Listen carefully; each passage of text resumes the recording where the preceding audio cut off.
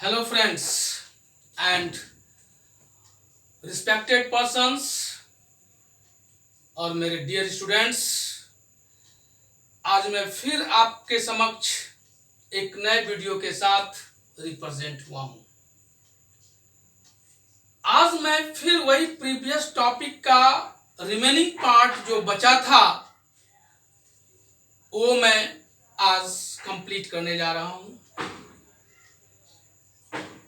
आज मैं आपको सबसे पहले ये बताऊंगा कि जीवन के दौड़ में, लाइफ के दौर में किस तरह से आप आगे निकल सकते हो। बहुत लोग मेहनत करते हैं लेकिन सफलता बहुत कम लोगों को मिलती है। सफलता पाने के लिए, हमें अपने मंजिल तक पहुंचने के लिए मुझे क्या करना होगा, what will I have to do in my life, तो इसके लिए मेरे अंदर एक इंस्पायरेबल स्टेटमेंट, इंस्पायरेबल स्टोरी भी रखना होगा ताकि मैं हमेशा इंस्पायर्ड होता रहूं और लाइफ को दौड़ाने में कामयाब हो सकूं।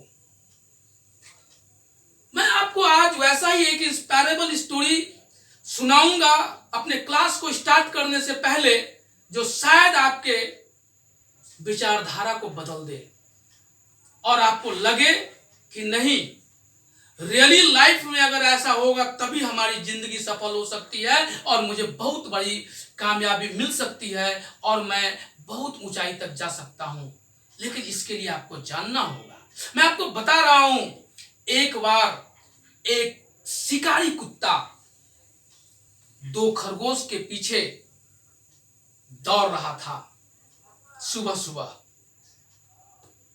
खरगोश भागता जा रहा था और वह शिकारी कुत्ता उस खरगोश के पीछे दौड़ता जा रहा था। बढ़ते बढ़ते अचानक खरगोश अपने बिल में घुस गया और शिकारी कुत्ता हाथ मलता रह गया, पछताता रह गया। वह कुत्ता सोचा कि खरगोश मुझसे जीत कैसे गया। वह यही जानना चाहता था कि आखिर खरगोश मुझसे जीत कैसे गया। उसने उस खरगोश के बिल के पास जाकर उस खरगोश से पूछा कि खरगोश, तुम मुझसे तेज नहीं दौड़ सकते हो, मैं इतना तेज दौड़ता हूं, फिर भी आज तुम जीत कैसे गए और मैं हार कैसे गया। खरगोश का सिर्फ एक ही जवाब था। खरगोश तो सिर्फ इतना ही जानता था कि वह मैं कैसे जीत गया हूं। उसने शिकारी कुत्ते से इतना ही कहा कि आप सिर्फ नाश्ते के लिए दौड़ रहे थे, सिर्फ नाश्ते के लिए दौड़ रहे थे, लेकिन मैं अपनी पूरी जिंदगी के लिए दौड़ रहा था। तो मुझे अपनी जिंदगी बचानी थी और आपको सिर्फ नाश्ते की आवश्यकता थी। तो एक नाश्ते की, सिर्फ नाश्ते की आवश्यकता वाले कितना तेज दौड़ सकते हैं और एक पूरी जिंदगी बचाने वाले कितना तेज दौड़ सकते हैं। मैं अपनी जिंदगी के लिए दौड़ रहा था, इसलिए मैं जीत गया। तो जिस दिन आप अपने जिंदगी के लिए दौड़ना सीख जाएंगे, उस दिन आप निश्चित रूप से सफलता प्राप्त कर लेंगे। इसीलिए हमेशा अपने जिंदगी के लिए दौड़ना सीखो। छोटी मोटी बातों के लिए दौड़ना मत सीखो। आपको अपनी जिंदगी में सफलता, कामयाबी अवश्य मिलेगी। तो मेरे प्यारे छात्रों, मेरे प्यारे स्टूडेंट्स, आज मैं फिर से उस प्रीवियस क्लास के रिमेनिंग पार्ट को जो मैं बता रहा था, आज मैं आगे बढ़ रहा हूं, स्टार्ट कर रहा हूं। मैंने उस दिन बताया था कि कमांड को एक्सप्रेस करने के लिए हमें क्या करना पड़ता है। तो मैंने बताया था कि कमांड को एक्सप्रेस करने के लिए फेस टू फेस कमांड दिया जाता है, और यह कमांड दो तरह से एक्सप्रेस किया जाता है, एक डायरेक्ट वे में और एक इनडायरेक्ट वे में। डायरेक्ट वे में जो कमांड एक्सप्रेस होता है उसमें स्पीकर लिसनर को कुछ करने के लिए कहता है और लिसनर उसे सुनकर वह करता है। जैसे सिट डाउन, उसने कमांड सुना और बैठ गया। उसने कहा गो देयर, वहां जाओ, उसने कमांड सुना और चला गया। कम हियर, उसने कमांड सुना और आ गया। लेकिन इनडायरेक्ट एक्सप्रेशन में जो कमांड देता है और जो कमांड सुनता है, तो जो कमांड सुनता है वह एक्शन को नहीं करता है, वह केवल डिस्टर्ब करता है, इसलिए उसे कमांड सुनना पड़ता है। जैसे मैंने आपको एग्जांपल में बताया था कि 3 व्यक्ति हैं, एक व्यक्ति राइट कर रहे हैं, दूसरा व्यक्ति, जैसे सपोज राम, मोहन, सोहन 3 बच्चे हैं। सोहन राइट कर रहा है और मोहन उसे डिस्टर्ब कर रहा है। इस तरह से राम मोहन को कमांड देता है उसे लिखने दो, और मोहन कमांड को सुनता है लेकिन सोहन लिखता है। इसीलिए यहाँ पे एक्शन कोई और करता है और लिसनर कोई और होता है। लेकिन डायरेक्ट एक्सप्रेशन में जो लिसनर होता है वही फॉलोवर होता है। तो आज मैं आपको आइडेंटिफिकेशन के साथ साथ स्ट्रक्चर दूंगा और उस स्ट्रक्चर में बताऊंगा कि how to convert into English for such type of this sentence whatever given in expressing command. So try to take care about such type of this sentence. I am going to write these sentences and you have to solve these problems. So direct expression,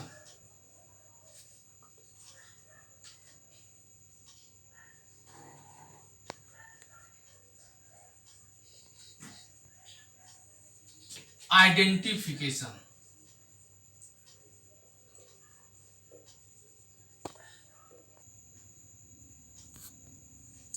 वाक्य के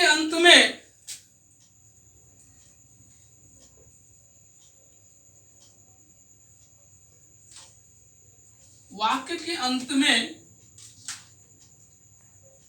ओ लगा रहता है,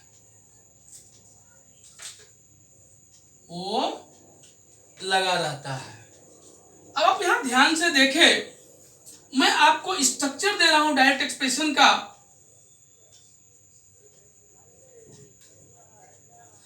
structure में आप देख रहे हैं, सबसे पहले V1 लिखा जाता है, देन आफ्टर ऑब्जेक्ट लिखा जाता है, देन आफ्टर अदर वर्ड्स लिखा जाता है। ये अफर्मेटिव स्ट्रक्चर है, ये अफर्मेटिव स्ट्रक्चर है। इसका नेगेटिव स्ट्रक्चर जो होता है उसमें हम लोग केवल डोंट का यूज करते हैं, फिर V1 लिखते हैं, फिर ऑब्जेक्ट, फिर अदर वर्ड्स लिखते हैं। ये नेगेटिव का स्ट्रक्चर है। अभी आप ध्यान से देखेंगे, एक चीज आप हमेशा याद रखेंगे कि एक्सप्रेसिंग कमांड में जो लिसनर होता है वही सब्जेक्ट होता है। तो आप यहां नोट में लिख सकते हो, मैं नोट में ये बात लिख देता हूं कि एक्सप्रेसिंग कमांड में जो लिसनर होता है वही वाक्य का सब्जेक्ट होता है। और ये बात भी क्लियर है कि ऐसे सेंटेंस में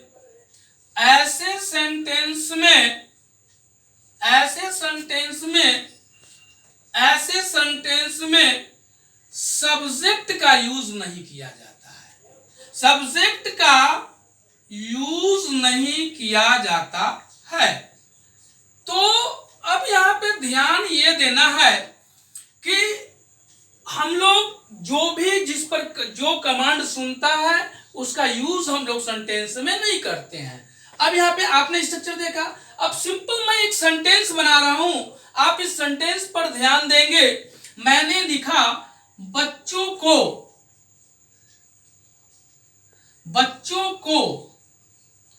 अंग्रेजी सीखने के लिए अपने दोस्तों के साथ मेरे पास शाम में 5 बजे भेज दो। अब आप यहां ध्यान से देखें, मैंने जो ये सेंटेंस लिखा है, इस सेंटेंस को आप पहचानिए, क्योंकि मैंने आइडेंटिफिकेशन में लिखा है कि वाक्य के अंत में ओ लगा रहता है। यहां पे आप ध्यान से देखिए, वाक्य के अंत में ओ लगा रहता है, भेज दो यानी कि ओ।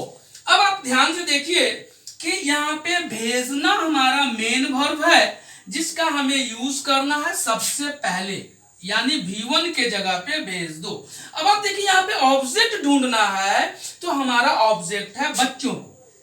अगर बच्चे नहीं होंगे तो भेजने का एक्शन नहीं हो पाएगा, इसीलिए भेजने का एक्शन बच्चों पर डिपेंड करता है, इसीलिए ये बच्चे हमारा ऑब्जेक्ट हो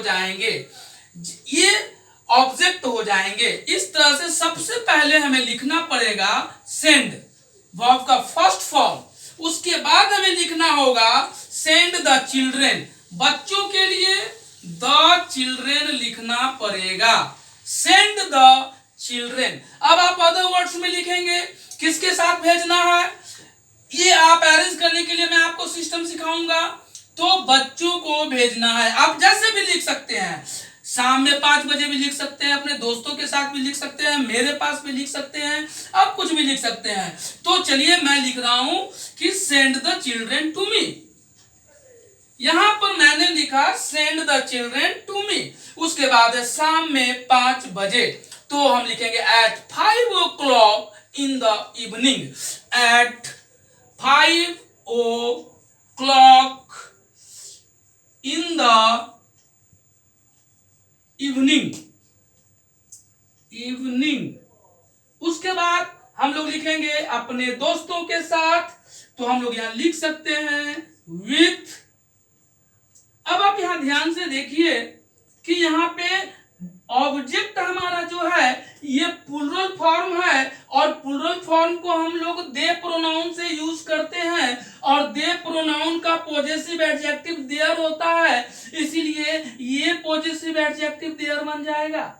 और जब ये देयर बन जाएगा तो हम लिखेंगे विथ देयर फ्रेंड्स। मैंने पिछले क्लास में भी आपको सिखाया हूं, इसलिए विथ देयर फ्रेंड्स। तो यहां पे मैं लिख सकता हूं विथ देयर फ्रेंड्स। अब आप आगे देखो, यहां तक मैंने लिखा, फिर क्या है, अंग्रेजी सीखने के लिए। तो हम लोग लिख सकते हैं वर्ब के साथ के लिए यूज हुआ है, इसीलिए टू लर्न या फॉर लर्निंग इंग्लिश या टू लर्न इंग्लिश। अब यहाँ पे आप कुछ भी लिख सकते हैं, या तो लिख सकते हैं टू लर्न इंग्लिश या फॉर लर्निंग इंग्लिश। तो आप जो भी लिखना है आप लिख सकते हो। तो यहाँ पे मैंने लिखा to learn English, to learn English. इस तरह से हमने सेंटेंस को अरेंज किया, सारे पार्ट्स को अरेंज किया। Send the children to me at 5 o'clock in the evening with their friends to learn English. इस तरह से हमारा ये डायरेक्ट एक्सप्रेशन कंप्लीट हुआ। तो डायरेक्ट एक्सप्रेशन में सेंटेंस को हमेशा आइडेंटिफाई करते हैं, और उसको अकॉर्डिंग टू दिस स्ट्रक्चर हम लोग पूरे पार्ट्स को अरेंज करते हैं। So if you want to compose any sentence into English for given such type of this direct expression, then anyhow you have to arrange all the words, all the other words properly, that you may arrange all the words properly to make a large sentence. अब आपको मैं आगे बता रहा हूं कि ये तो डायरेक्ट एक्सप्रेशन की बात किया, डायरेक्ट एक्सप्रेशन में अफर्मेटिव सेंटेंस की बात किया, बट अगर नेगेटिव लिखना हो, if you want to compose negative sentence if there is given direct expression, then you have to use don't at first. then after you have to arrange all the words such with the base of such type of this structure. Then यहां पे मैं लिखता हूं don't send the children. अब इसी को मैं negative बना रहा हूं, आप यहां ध्यान से देखो, मैंने लिखा send the children to me at 5 o'clock in the evening with their friends to learn English। अब इसी को बनाना है कि बच्चों को अंग्रेजी सीखने के लिए अपने दोस्तों के साथ मेरे पास शाम में 5 बजे मत भेजो। मैंने यहाँ पे मत लगा दिया, मत भेजो। और अब निगेटिव सेंटेंस में मैंने बताया कि नॉट का यूज, डोंट का यूज करना है। तो जस्ट लाइक इस सेंटेंस को निगेटिव मैंने बनाया और कुछ नहीं करना है, यहां पे हम लोगों को सबसे पहले डोंट का यूज कर देना है और ये कैपिटल लेटर है इसीलिए इसको स्मॉल लेटर कर देना है, क्योंकि इस सेंटेंस का first letter already due capital मैंने लिखा है, इसीलिए don't send the children to me at 5 o'clock in the evening with their friends to learn English। और इस तरह से ये डायरेक्ट एक्सप्रेशन का स्ट्रक्चर मैंने फिनिश कर दिया। तो डायरेक्ट एक्सप्रेशन में आपको जब भी कमांड देना है तो आप इसी तरह से कमांड दे सकते हैं और किसी भी सेंटेंस को आप कंपोज कर सकते हैं। इससे आपका राइटिंग स्किल भी डेवलप होगा और स्पोकन पावर में भी आपको बल मिलेगा और स्पोकन पावर में आप स्पोकन पावर को इंप्रूव करने के लिए आप आसानी से कमांड देकर लोगों से बात कर सकते हैं, कमांड दे सकते हैं। ये आपका डायरेक्ट एक्सप्रेशन का ये स्ट्रक्चर के बेस पर मैंने सेंटेंस को कंप्लीट किया। अब मैं अगले वीडियो में इनडायरेक्ट एक्सप्रेशन का सेंटेंस कैसा होता है वो बताऊंगा और उसके बाद मैं उस इनडायरेक्ट एक्सप्रेशन को एक्सप्लेन करूंगा। That's all. और मैं आपको बस एक बात याद दिलाना चाहता हूं कि प्लीज लाइक सब्सक्राइब और शेयर अवश्य कर देंगे ताकि मेरा उत्साह बना रहे। That's all.